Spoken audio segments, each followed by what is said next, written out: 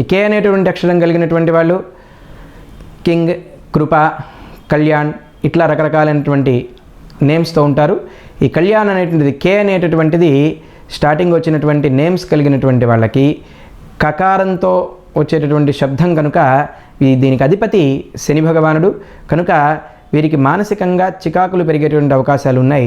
వీరికి చుట్టుపక్కల ఉన్నటువంటి వాళ్ళతోటి ఇబ్బందికరమైన వాతావరణం, ఏ పంతాలు పట్టినా కూడా వ్యతిరేకంగా రావడం, విపరీతమైనటువంటి చేష్టలు కలగడం, వారికి సక్రమంగా పని ముందుకు వెళ్ళకపోవడం అనేటువంటిది ఈ సంవత్సరాంతం వరకు కూడా జరుగుతుంది.